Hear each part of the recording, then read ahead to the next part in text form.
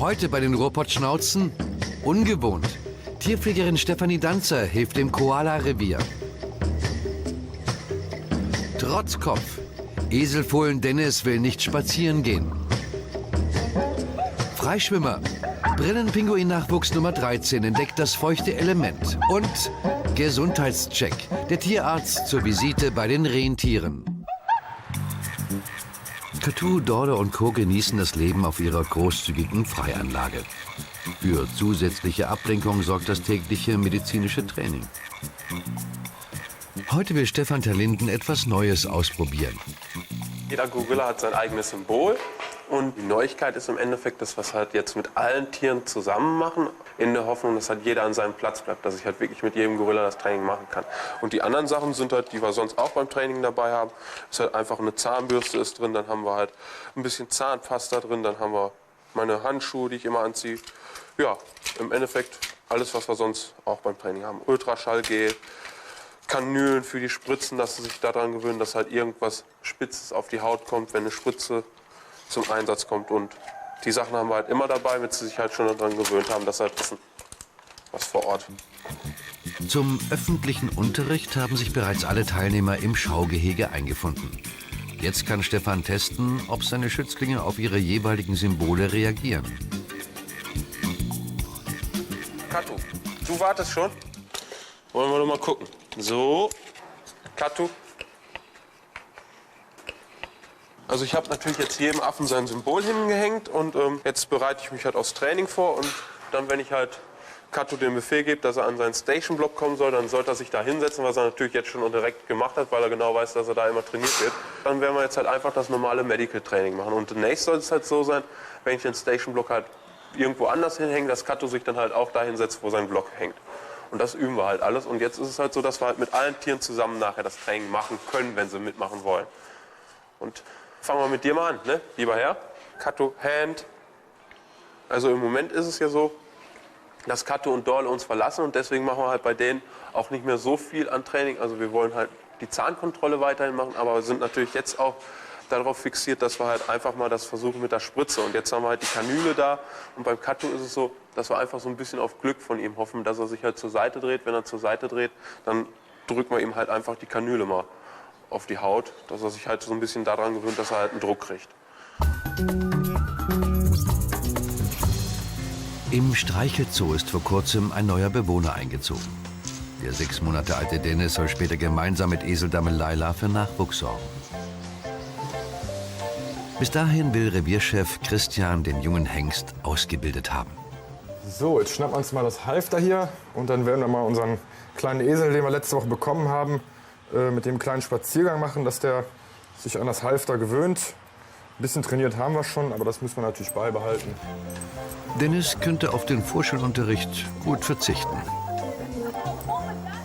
Na, komm mal her, kleiner Mann. Doch der denkt gar nicht daran. Guck mal her. Dennis weiß nicht, was Christian von ihm will und ist entsprechend skeptisch.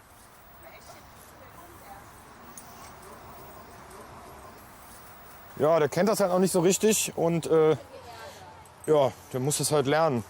Wir haben den das erstmal umgezogen und dann über Nacht erstmal draufgelassen, dass er sich erstmal an dieses Ding im Gesicht gewöhnen kann. Und ja, die meisten Probleme haben wir ja eigentlich, wenn die Bodenbelege sich ändern. Das werden wir jetzt gleich auch sehen. Da muss man den mal so ein kurzes Stück so ein bisschen robuster darüber ziehen. Aber wenn er dann einmal auf der anderen Seite ist, dann geht er eigentlich auch mit. Und zwischendurch kriegt er halt immer eine Belohnung, wenn er da drüber gehüpft ist. Weil wir halt hier verschiedene Bodenbelege haben, hier teilweise 4 verschiedene. Und das ist halt das größte Problem. Das haben wir bei den kleinen Ponyfohlen auch immer. Da haben die dann Angst, die kennen das halt nicht und wissen halt nicht, wie sie da drüber gehen können oder ob sie da drüber gehen können. So, kleiner Mann, dann komm du mal mit. Komm, das kennst du doch. So, geh du mal weg. Du gehst weg und du kommst. Eigentlich kennt er das schon. Wir sind auch schon ein paar Mal durch den Zoo gegangen, jetzt schon 3 Mal. Und jetzt ist er einfach störrig. Und weil er ja auch Angst vor der Kante hat. Oh, komm. Nu komm. Wenn er einmal hier oben ist, dann geht's dann. So, siehst du? War doch gar nicht so schlimm. Hier. Dank der mitgebrachten Leckerli kann Christian das widerspenstige Eselchen doch für einen Spaziergang gewinnen. So ganz geheuer ist Dennis die ungewohnte Umgebung aber nicht. Noch ahnt der kleine Mann ja nicht, wie schön eine Runde durch den Zoo sein kann. Aber der ist schon ganz schön störrig, der Kleine. Ich glaube, der will auch wieder zurück. Der will sich nicht so weit von den anderen Pferden da trennen. Aber ein kleines Stückchen müssen wir noch. Wir müssen die auch mit dem Halfter aussperren, weil wir die nicht anders auf die Außenanlagen bekommen. Und ja, dass das Handling dann leichter ist, falls wir die mal transportieren müssen oder sowas. Ne? Und dann ist das auch eine Bereicherung für die Tiere selber. Also wenn sie es dann als angenehm empfinden, dann ist das auch schön, dass sie mal sich ein bisschen bewegen können und nicht die ganze Zeit auf der kleinen Anlage stehen. Und das ist halt auch toll für die Besucher. Also mehrere Aspekte, warum ich das mache. Aber der weiß noch nichts von seinem Glück. Was ist? Gehen wir jetzt?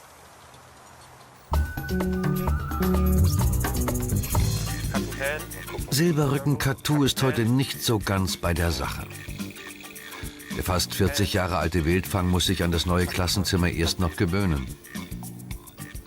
Ja, ist halt heute so ein bisschen aufgeregt, denke ich, und nicht ganz so interessiert am Training. Kümmert sich auch um andere Sachen, ist natürlich auch für die Tiere ganz ungewohnt, so viele Leute einfach jetzt da zu haben im Hintergrund. Lenkt natürlich alles ungemein ab und von daher müssen wir halt einfach Geduld haben. Aber was jetzt auch relativ schön ist vielleicht, wenn er die Hand noch mal ans Gitter drückt ein bisschen, können wir halt einfach mit der Kanüle einfach mal probieren und belohnen halt dafür. Katu. Hand.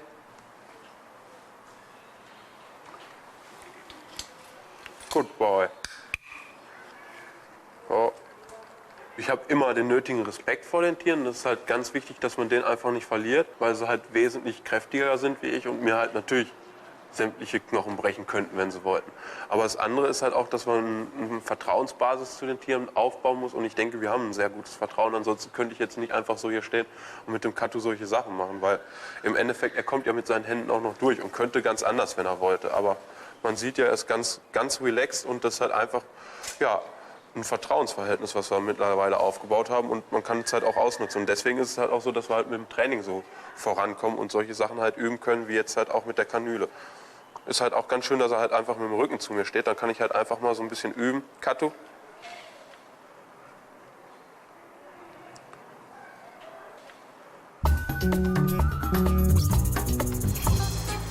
Giraffenbulle Keringo und seine beiden Lebensgefährtinnen müssen heute fürs Erste auf ihre großzügige Terrasse verzichten. Vorarbeiter Helmut Schulz hat ein Sicherheitsrisiko auf der Anlage entdeckt.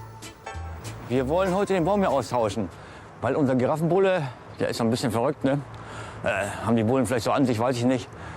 Er hat den kaputt gehauen, der hat oben den Galgen, wo das Futter dran hängen soll, hat er immer rauf und runter geschmissen, bis er abgebrochen war. Jetzt ist er aber ungefähr 6 Meter nur hoch und er kommt fast mit seinem Kopf dran und könnte sich verletzen. Jetzt haben wir gedacht, da nehmen wir einen längeren Baum, einen anderen Baum wie diesen da, weil da ist nämlich eine Eiche. Wir nehmen jetzt Robinie, man kann auch sagen Akazie, und machen den dann auf 7 Meter Höhe. Machen da oben eine Verstärkung dran, nochmal ein Seil oben dran, damit er, falls der wieder mal seinen Anfall kriegt, keinen Scheiß baut, dann haben wir es geschafft. Der ungestüme Verursacher ahnt nichts von dem Schaden, den er angerichtet hat. Bei der Reparatur macht Helmuts Bautrupp ein unerwartetes Problem zu schaffen. Wir haben festgestellt, der ist erdreich, ist unten bis zu viel drauf und da sind unten Schrauben drin. Es wird doch schwieriger als wir dachten, ihn hier wegzukriegen, weil wir müssen den anderen ja auch so tief wie möglich reinbringen. Und der muss ja genauso gefällt werden wie jeder andere Baum auch. Also haben wir gedacht, Seil dran, Bagger dran, ziehen wir ein bisschen mit und helfen ein bisschen nach, damit er nicht woanders hinfällt. Mit vereinten Kräften stellen sich die Männer der Herausforderung. Und sogar der Chef packt mit an. Helmut lässt es sich nicht nehmen, die Motorsäge höchstpersönlich zu bedienen. Ein echter Spaß für den gelernten Schreiner. Seit mehr als 30 Jahren kümmert sich Helmut um die Instandhaltung des Duisburger Zoos. Auch bei diesem Einsatz hat wieder alles perfekt geklappt.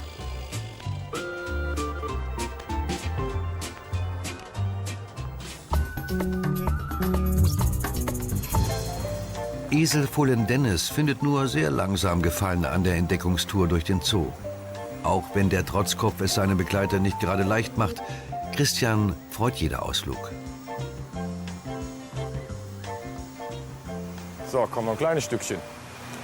Also ich gehe eigentlich ganz gerne mit den Kleinen noch mal raus. Mir macht das auch Spaß.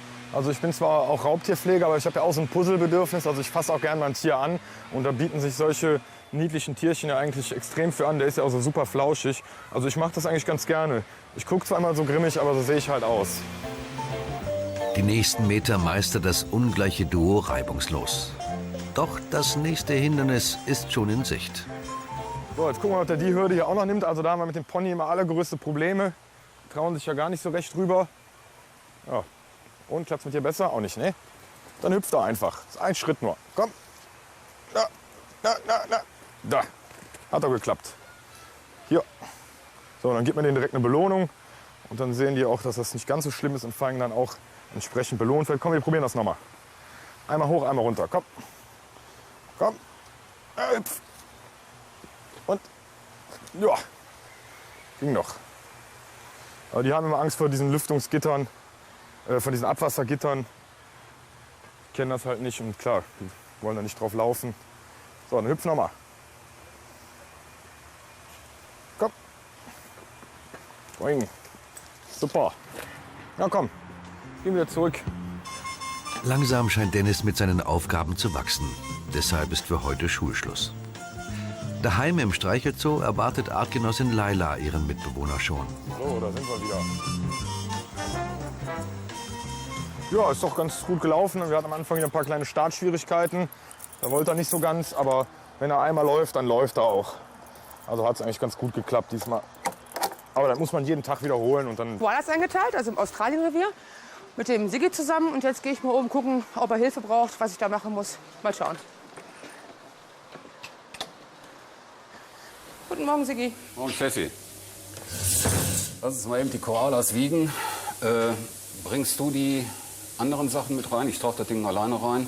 Das? Die Waage brauchen wir noch Ja. und die Verlängerungskabel? kleinere Leiter. Nee, Verlängerungskabel brauchen wir nicht. Ich fange mit der Leiter an. Zweimal in der Woche werden die sensiblen Beuteltiere auf die Waage gesetzt. Stefanie fehlt dabei die Routine. Ich habe Koalas selber schon mal gewogen. Da waren die relativ neu, sag ich mal. Da war ich hier relativ oft als Vertreter. Mittlerweile war ich schon lange nicht mehr hier. Wenn, dann mache ich unten die Unterabteilung, also Milos und so. Aber die Koalas war ich schon lange nicht mehr. Und damit ich das nicht verlernen, gucke ich einmal, wie es geht, weil es sind neue Tiere mit dabei gekommen und die kenne ich gar nicht. Ich weiß, wie ein Koala aussieht, ich weiß nicht, wer es ist. Das einzig Aufregende für mich ist immer, wenn Besucher da draußen sind und mich beobachten und ich irgendwas falsch mache, was weiß ich, für einen Leiterfall, keine Ahnung oder so, das ist ja immer, wo ich so ein bisschen Schiss habe. Aber der Sigi ist dabei, das wird schon werden. Von der Leiter fallen ist ein guter Gag, ja. Hier sitzen zurzeit die 3 Zuchtweibchen und die beiden Nachwuchsweibchen mit drin. Und bei der müssen wir gleich aufpassen. Die Alora hat ein Jungtier im Beutel. Wie alt ungefähr? Geht jetzt auf den 6. Monat zu. Ich glaube heute genau 171 Tage. Also ich musste bald rausgucken, das erste Mal. Ja, So ein Pfötchen oder so zumindest. also Hand und Pfote ist in letzter Zeit öfter draußen gewesen. Sonntag habe ich zweimal den Kopf davon gesehen. Müssen wir mal gucken. So, ich ziehe mir noch ein Sweatshirt an und dann legen wir los. Bärenstummeln-Affendame Theresa und ihr 4 Monate altes Baby sind eine kleine Sensation. Weltweit leben nur noch 33 Artgenossen in zoologischen Gärten. Stefan Terlinden ist stolz auf die intakte Affenfamilie. Also es ist ein bunt zusammengewürfelter Haufen im Endeffekt. Es besteht aus 3 Tieren aus der Duisburger Zuchtlinie und 2 Tiere aus der Erfurter Zuchtlinie. Und der Pagalou ist halt noch unser Duisburger Zuchtmann und hat sich halt mit dem Weibchen, mit der Theresa aus Erfurt verpaart. Und daraus entstanden ist halt unsere Kleine, die im Moment noch keinen Namen hat, aber die noch in Kürze getauft werden soll. Also die Kleine ist vor 4,5 Monaten geboren, hat sich natürlich jetzt super entwickelt. Am Anfang war es halt wirklich so ganz viel bei Mama gesessen, immer schön getrunken und ja nicht irgendwie von Mama weg. Und mittlerweile sieht man ja hier den kleinen Wirbelwind. Sie stellt alles auf den Kopf, guckt halt immer bei den Tanten vorbei und das ist natürlich super schön zu sehen. Na, am Anfang sind sie natürlich noch tollpatschiger, wissen nicht genau, wie sie ihre Beine und ihre Arme koordinieren sollen. Aber mittlerweile ist es natürlich so, dass dass sie schon recht fit ist. Man sieht ja auch, wie schnell sie hier auf den Ästen rumläuft und alles. Und die Sprünge sind natürlich auch ja, schon gewagt für so einen kleinen Affen. Aber die werden von Tag zu Tag immer weiter, die Abstände, die sie springt. Und es ist halt auch mittlerweile so, dass sie immer weniger Kontakt zur Mutter sucht, halt immer mehr hier durch die Gegend rennt und halt den ganzen Laden auf Vordermann hält.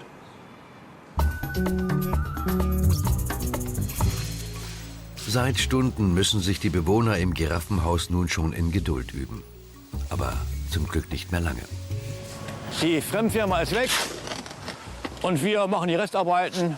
Wir füllen noch eben Beton auf bis Unterkante Baum. damit er gar nicht erst zum Schlackern kommt. Und dann ist das okay. Und es ist wunderbar gelaufen. Wir haben es schon mal probiert hier, der Korb, der läuft auch wunderbar. Ich meine, vielleicht wenn der Tierpfleger dran geht, hat er was zum Lecker, das weiß ich noch nicht. Aber eigentlich war es gut, ne? Ich muss sagen, war gut. Prima. Endlich kann Revierchef Werner Tenter die Tür für seine Schützlinge öffnen. Die ansonsten sehr skeptischen Langhälse scheinen sich mit den Veränderungen in ihrem Garten problemlos zu arrangieren. Ein Zeichen von Vertrauen. Auf jeden Fall ist das für die was Neues. Und ich kann mich erinnern, so vor 2, 3 Jahren, da wären die noch nicht mal rausgegangen, weil eben auf der Anlage was anderes ist. Würden die sagen, Moment, wer weiß, was das ist, da gehen wir erst gar nicht raus. Aber das machen sie zum Glück nicht mehr. Die laufen jetzt eigentlich doch relativ rein wie raus, relativ gut.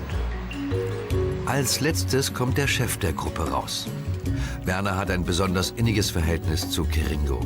Er kennt ihn seit 6 Jahren und ist froh, dass er so ein feiner Kerl ist. Kiringo ist nicht so scheu, wie normalerweise eine Giraffe sein sollte. Das ist halt eine Handaufzucht und da merkt man dann auch sofort was Neues. Da geht er einfach hingucken. Andere verhalten sich da erstmal ganz vorsichtig und sagen, Moment, da stimmt was nicht. Da könnte ja was weiß ich was passieren. Bei ihm ist das überhaupt nicht. Also da können wir machen, was wir wollen. Der kommt sofort, der geht sofort. Haben wir keine Probleme mit. Deshalb sage ich auch immer, wenn wir mal einen Bullen tauschen müssen, dann möchte ich nicht so gerne, weil man weiß nie, was man kriegt und da weiß ich, was ich habe. Also den kann ich gefahrlos ein- und aussperren. Beim anderen Bullen ist das manchmal schon mal nicht so einfach. Wie gewohnt bedient sich der 8-jährige Anführer der Herde als erster am Mittagstisch. Offenbar schmeckt es. Den Baum, den nehmen die, glaube ich, ganz gut an. Und ich denke mal, in circa 4 Wochen wird da keine Rinde mehr dran sein. Fressen nämlich gerne Akazie. Und das ist im Grunde genommen ein Leckerbissen für die. Außer dieser Baum ist halt was älter, ein junger Ast, der wäre natürlich noch schöner. Aber den werden die auf die Dauer alles abknabbern. Da erkennen wir den nicht mehr wieder in 4 Wochen. Siggi betreut die Koalas seit mehr als 3 Jahren. Er kennt ihre Eigenarten ganz genau. Da sind viele Tiere dabei, die haben eine spezielle Charaktere. Und wenn du nicht halbwegs weißt, wie das ist, bei denen kann es durchaus sein, dass du Probleme hast. Deswegen machen wir das auch manchmal so, dass wenn Vertreter hier sind, dass wir sagen, du wiegst genau dieses spezielle Tier halt nicht. Und wo wir im Moment ganz besonders darauf achten müssten, das ist bei der Aloha da oben, weil die ein Jungtier im Beutel trägt. Da lassen wir im Moment eigentlich gar keinen anderen ran. Mit der Aloha müssen wir deshalb besonders vorsichtig umgehen, weil dieses Jungtier mittlerweile schon so groß ist, dass es teilweise Körperteile aus dem Beutel rausschreckt. Wenn es das beim Wiegen machen sollte und du trägst die nicht richtig, dann kann es sein, dass du das Jungtier zwischen deinen Armen einklemmst, zwischen deinen Armen und der Mutter einklemmst oder dass das Jungtier aus dem Beutel rausfällt. Deswegen muss man da besonders vorsichtig sein. Und deswegen trägt man Koala-Weibchen normalerweise auch so, dass sie nicht komplett hier in einer Ellenbeuge sitzen, sondern beide Beine auf einen Unterarm legen, sodass der Beutel dann in der Mitte frei ist. Siggi kümmert sich deshalb auch höchstpersönlich um die werdende Mutter. Stefanie schaut zu. So, Steffi, das ist die Aloha. Die hat das Jungtier im Beutel. So, das ist jetzt das, was sie eigentlich nicht soll als Weibchen, das ein Jungtier im Beutel hat, dass sie auf einem Arm sitzen bleibt, ne? 6,3. Aloha, 6.300. Das Jungtier selber sollte etwa schon zwischen 150 und 200 Gramm wiegen. Das müsste man dann halt von dem Körpergewicht von Aloha abziehen. Aber das weißt du natürlich erst genau, wenn das Jungtier rausgekommen ist und das erste Mal selber gewogen wird, ohne Aloha. Und das ist eine Eigenart hier, deswegen muss ich da jetzt mal eingreifen. Das ist eine Eigenart von Aloha. Sie will nämlich nicht auf der Waage sitzen bleiben. Und wenn du Pech hast und nicht aufpasst, dann springt die nämlich auch weg.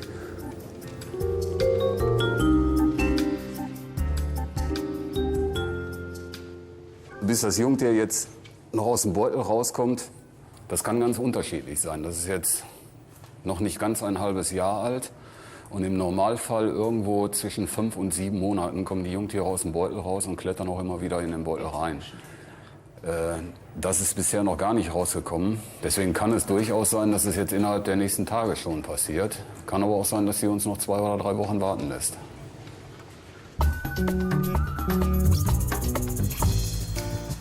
Seit einiger Zeit vermissen die Brillenpinguine einen Artgenossen.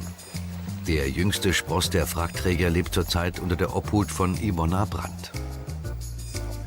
Heute erwartet den Kleinen ein aufregendes Erlebnis. Das ist unser Nummer 13. Das ist ein Pinguin-Jungtier, Brillenpinguin. Ja, unser Hähnchen. Der ist 80 Tage alt. Der hat gerade seinen Pflaumen verloren und wird heute die erste Erfahrung mit Wasser machen. Erst nach der ersten Mauser sind Pinguine schwimmfähig. Ist jetzt gut. Warte, jetzt wiege ich dich erstmal. Ja. 0. Und rein mit dir. Zack. 2265. Wir nehmen die Babys mit 6 Wochen vom Nest von den Eltern weg. Dann haben die im Durchschnitt 1,5 Kilo, voll mit Pflaumen bedeckt. Und dann gewöhnen wir die an die Hand und an den Fisch. Und gewöhnlich müssen wir mehrere Tage erstmal mit kleinen Stückchen anfangen. Bei ihm war das überhaupt nicht nötig. Der war so pfiffig, der hat sich sofort den ganzen Hering reingezogen. Und Schluckeffekt war sofort da, Schluckreflex war da. Und richtig schnell kapierender Pinguin ist das. Nummer 13 ist wohl Glückszahl. Noch ein? Yvonna übernimmt die Mutterpflichten gern. In der Natur ist das dann ganz anders, denn die Pinguine brüten ganz weit vom Wasser. Da kann das ja nicht passieren, dass das Pinguin irgendwie Baby weg von den Eltern läuft und ins Wasser fällt. Das ist wirklich weit weg. Die Felsen sind mehrere Kilometer vom Wasser entfernt und daher passiert das nicht. Dann ist das natürlich natürliches Verhalten, instinktives Verhalten von den Eltern, ja. Und die Babys werden so lange gefüttert, quasi bis die den Pflaumen verlieren, ja. Rentiere sind genügsam und recht umgängliche Zeitgenossen. Zum Glück. So können ihre Pfleger Martin Alberts und Helmut Törkel sie problemlos medizinisch versorgen. Wir haben im letzten Jahr ein weibliches Tier bei den Rentieren gehabt, das eine Verletzung am Augenlid davongetragen hat. Eine Auseinandersetzung mit einer anderen Rentierkuh gehabt während der Brunftzeit, so wie jetzt auch. Man sieht, die Tiere haben ihr Geweih gefegt. Die Brunftzeit ist also im vollen Gange und dann spielen die Hormone so ein bisschen verrückt und dann streiten die schon mal miteinander. Und dabei ist im letzten Jahr halt ein Augenlid auf der Strecke geblieben. Und das haben wir dann wieder zusammengenäht und da hat sich jetzt so eine kleine Narbe am Lid gebildet und das reibt schon mal auf dem Innenauge. Und um das zu kontrollieren, haben wir den Tierarzt bestellt, der kommt jetzt gleich und dann fangen wir die mal schnell raus, sortieren die aus und schauen uns mal an, inwieweit wir da irgendwas machen müssen oder ob es einfach so bleiben kann oder wir eventuell die Narbe ein bisschen abtragen müssen oder auch einfach nur mal eine Zeit lang mit Augensalbe behandeln. Und das Beste daran, die Patientin ist nicht nachtragend. Das ist für die ein ganz normaler Ablauf. Die wissen ganz genau, wir sperren die jeden Tag ein oder aus. Und wenn dann mal so ein Tier separiert wird, ist meistens der Tierarzt da, entweder weil es eine Impfung gibt oder weil mal eine Blutprobe gemacht wird. Aber die wissen auch ganz genau, vor allen Dingen sind Rentiere so, die nehmen nichts übel. Das ist das Schöne daran. Die können vorher behandelt werden und bekommen eine Spritze und können auch mal, weiß ich nicht, irgendwo an einer Wunde behandelt werden. Das tut auch manchmal weh, wie bei uns ist es auch bei den Rentieren. Die nehmen einem das aber nicht übel. Wenn man dann nachher die Tiere wieder auf die Anlage lässt und geht raus und hat ein bisschen Futter bei und die kommen so, als wenn nie was gewesen wäre. Das ist das Schöne an Rentieren. Die sind wirklich total brav. So, da kommt mal. Komm. Komm. Komm schnell. Alle Mann rein. Du auch. Komm, du bist wichtig. Ja, das ist schon mal gut. Die ist schon mal drin. Wunderbar. Georgie, du nicht. Du hast im Mädchenstall nichts zu suchen. Geh an die Seite. Na komm, geh rein. So ist fein.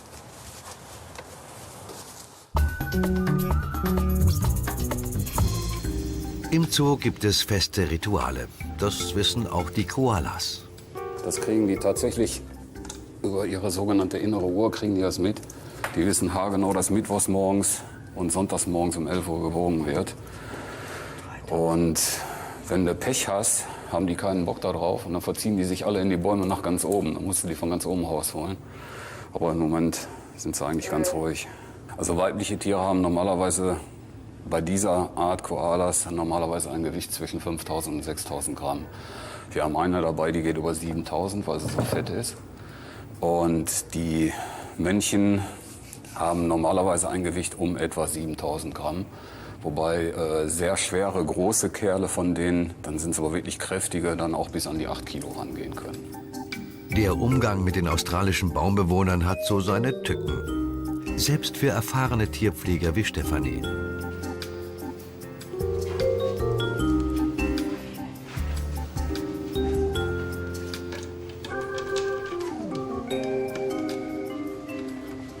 erste Mal wiegen war an sich kurz vor einer Herzattacke, weil noch nie gemacht. Da könnte was passieren, weil es wertvolle Tiere sind. Und von daher war ich also sowas von aufgeregt. Ich glaube, da war ich noch nie in meinem Leben so aufgeregt. Und mittlerweile geht's also. Man wird ruhiger, man ist immer noch nervös dabei, aber es wird besser.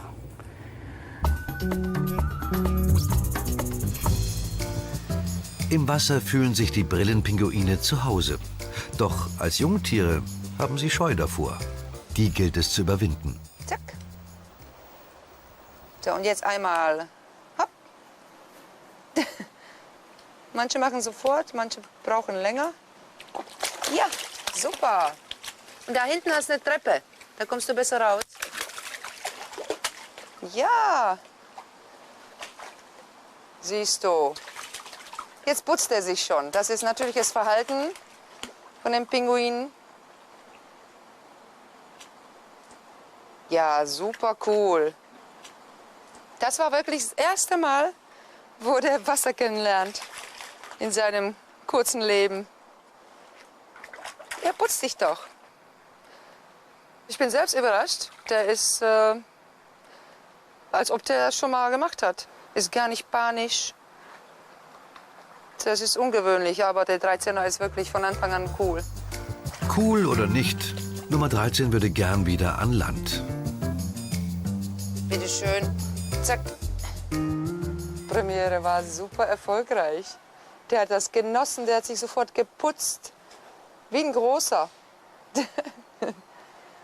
Ja, jetzt, das ist auch ganz wichtig, dass er sich jetzt trocknet, abschüttet und Temperatur ausgleicht. Das ist dieses Zittern zwischendurch, das ist Temperaturausgleich bei denen. Ja, hast du fein gemacht. Ja, fein. Mhm. Diese Wassertaufe, das hat noch kein Baby vor ihm so schnell gerafft und gemacht und genossen. Also das ist wirklich ganz prima. Ne, 13er.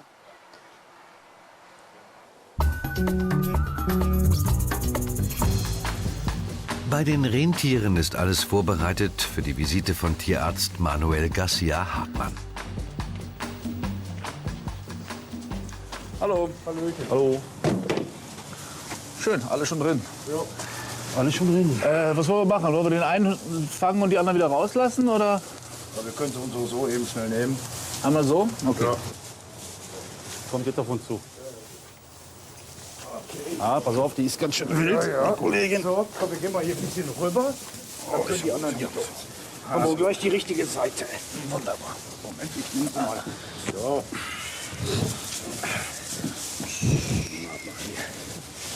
Ganz gut. So, Mama.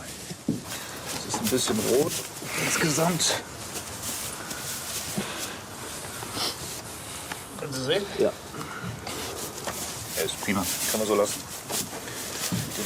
Den Zacken hier im Augenlid, den hat sie Gott sei Dank, was man sieht, ist, dass er da ein bisschen kahl ist. Aber der wirklich wichtig ist, ist die Narbe hier vorne. Und die Narbe sieht gut aus. Gut? Ja. Der ganze Lidrand ist schön. Okay, ja, können Sie loslassen. Moment, so, alles klar. Ja. Die sieht gut Ich dran wollte aus. gerade sagen, die Tiere sind gut im Futter. Das habe ich jetzt davon. Ich habe abgenommen, ich habe überhaupt nichts mehr drauf vorne, wo die mal reingehen können. Würde ich sagen, den Patienten können wir entlassen. Der Zustand des Auges ist perfekt. Das Lid hat sich an die Situation angepasst und schließt so, dass der Augenoberfläche kein Schaden zugefügt wird. Und das ist das Wichtigste. Das heißt, Patient entlassen und jetzt dürfen sie alle wieder raus. Aber ist auch gut zugegangen. Ja, ja. Nur der eine Strich, die kleine Narbe. Also Sehr gutes Heilfleisch, muss man wirklich sagen. Das ist nicht übel. Und das Auge selber, die Hornhaut des Auges ist nicht beschädigt. Das ist das Wichtigste, damit ist das Sehvermögen intakt. Und das ist bei Hirschen, die doch sehr auf ihre Augen vertrauen, ist das wichtig. Also ein blinder Hirsch ist keine schöne Sache und sie wird mit Sicherheit auf dem Auge nicht erblinden.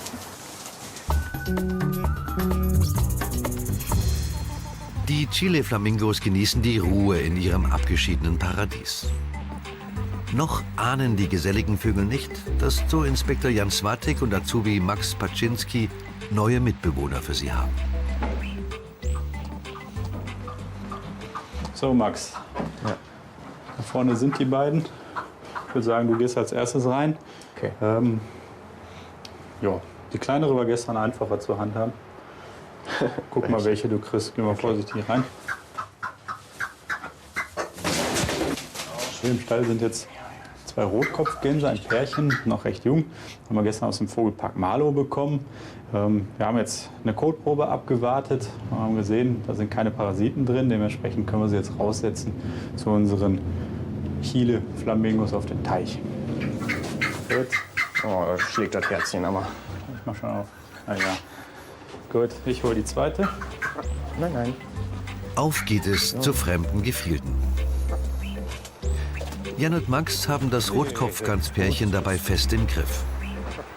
Gar nicht so einfach, denn eine der beiden würde doch lieber auf eigenen Füßen stehen. Zum Glück ist das neue Zuhause nicht weit. Ja, man sieht hier, die rechte ist auch ein bisschen wilder und zappelt ein bisschen mehr, deswegen wollen wir es auch relativ schnell und stressfrei reinsetzen. Darf nicht zu doll drücken. Ups, komm her. Und bei 3. 1, 2 und los. Oh, direkt gebadet. Ah ja, ist ja gut. Hm? Toll. Und direkt eingesaut.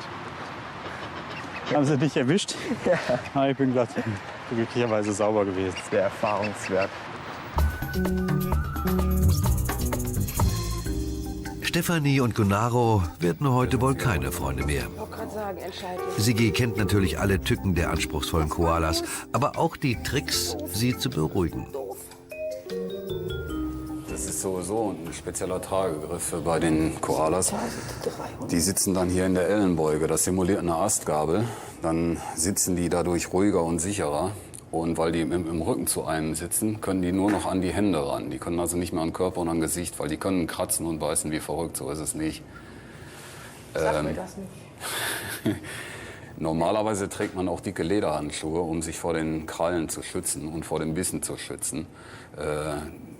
Die Steffi hätte es vielleicht tun sollen, wobei die beiden alten verrückten Pfleger, die hier arbeiten, das schon seit sehr langer Zeit nicht mehr machen. Aber spätestens, wenn wir die Hände wieder kaputt haben, dann werden wir auch die Handschuhe wieder anziehen. Bring den mal zurück, sonst bringt er dir gleich noch runter. Nicht ganz so zimperlich. Ja, aber ich habe Angst, den weh zu tun. Ja, das ist schon klar. Aber je zimperlicher du mit denen bist, umso nervöser werden die. Also, okay. Ja, und ganz so schnell geht an einem Koala auch nichts kaputt. Heben einfach hoch. Einfach rausheben da. Okay. Zack. Aua, also geht, er beißt. Ja. Lass los. So. Er hat versucht zu schnappen. Und deswegen trägt man die dann so. Jetzt kommt er an gar nichts mehr ran. Wieder etwas gelernt. Schnell haben die Koalas die lästige Prozedur vergessen. Alle 7 erfreuen sich offenbar bester Gesundheit. Die Gewichte sind alle minimal nach unten oder nach oben verändert. Die Gewichte, die runtergegangen sind, das ist so gering, das sind 10 bis 15 Gramm. Das spielt keine Rolle. Wenn das jetzt 150 Gramm gewesen wären, dann hätte man aufpassen müssen, dann hätte man gucken müssen. Aber so ist alles in Ordnung. Darf ich jetzt auch noch was arbeiten? Nee.